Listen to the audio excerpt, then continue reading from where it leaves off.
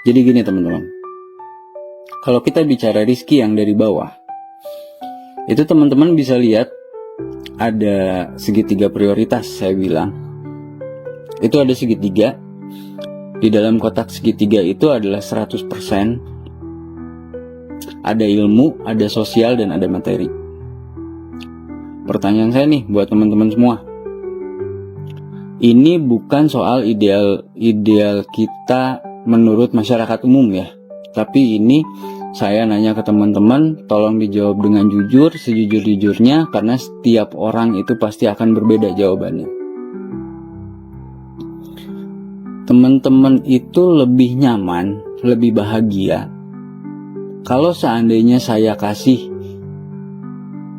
100% angka dari rizki yang teman-teman akan dapat gitu ya.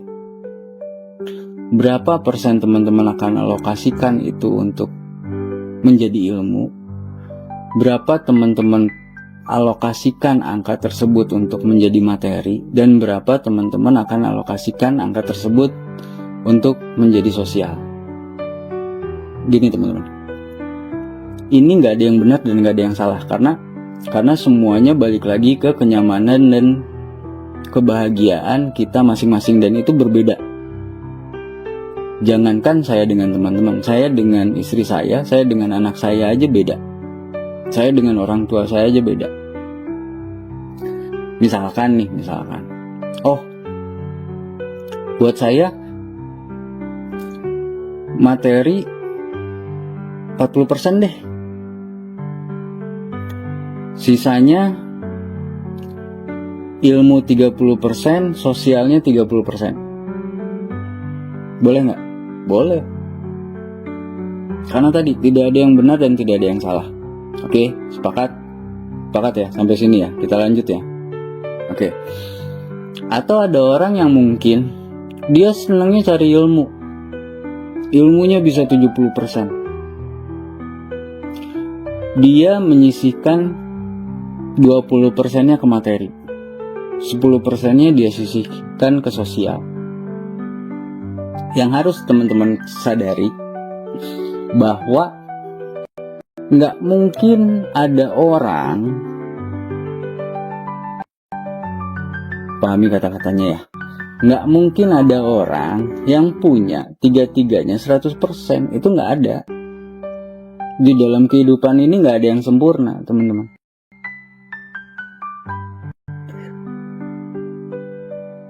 Banyak kita dengar, maaf ini ya, banyak kita sering dengar kata-kata yang dosen ekonomi itu nggak ada yang kaya raya misalkan gitu ya. Karena konsep segitiga prioritas ini, pada saat orang akan mencari ilmu atau orang fokus dengan ilmunya, dia akan mengorbankan sosialnya atau materinya. Gitu ya teman-teman. Orang yang fokus mencari materi, dia akan mengorbankan ilmunya dan sosialnya. Orang yang punya banyak lingkungan sosial, dia akan mengorbankan juga materinya dan ilmunya. Gitu. Contoh, saya kasih contoh. Saya senang nih punya banyak teman. Saya senang kalau teman-teman saya ngumpul. Saya senang kalau kebutuhan sosial saya bisa terpenuhi gitu ya. Dengan kesenangan saya itu, saya harus spend uang untuk kalau teman-teman saya datang, ya saya beli makanan, saya nyiapin tempat dan lain sebagainya gitu. Spend tadi yang harus saya siapkan untuk kesenangan saya. Dan pada saat semakin sering saya berkumpul dengan teman-teman saya semakin sedikit waktu untuk saya belajar gitu ya. Jadi orang yang sosialnya tinggi itu dia akan mengkompensasikan mayoritas dari prioritas rizki atau materinya atau rizkinya itu kepada sisi sosial. Yang dua tadi mungkin ya ilmu oke lah, 20% materi saya nggak butuh-butuh amat, yang penting saya punya banyak teman-teman. Nah,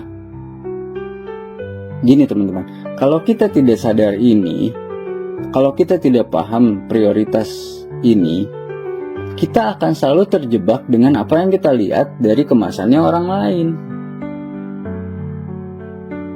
Sehingga kita lupa bahwa manusia ini adalah satu bentuk individu yang unik, teman-teman. Ada orang yang punya banyak uang tapi dia kesepian. Masalah atau satu hal yang wajar? Wajar. Karena yang dia cari adalah materi.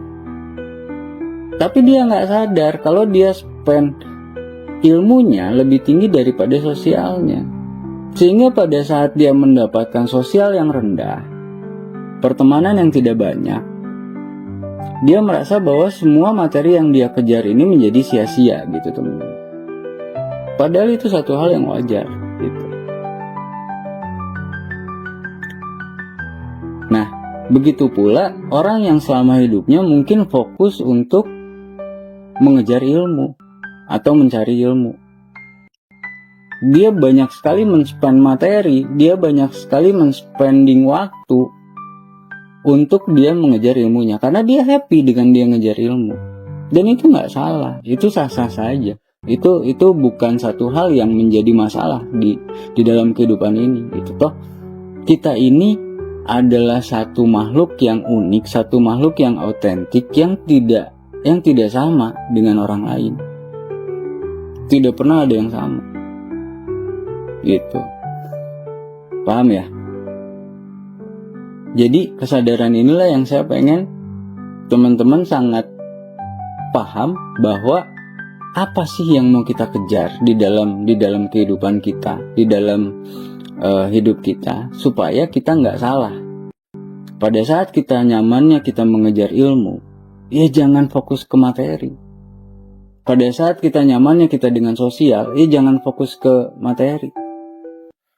Pada saat kita nyamannya kita punya materi yang banyak, jangan protes juga kalau ilmu dan sosial kita mungkin tidak sebanyak orang lain gitu. Karena itu bukan satu hal yang salah. Gitu ya, teman-teman ya. Oke.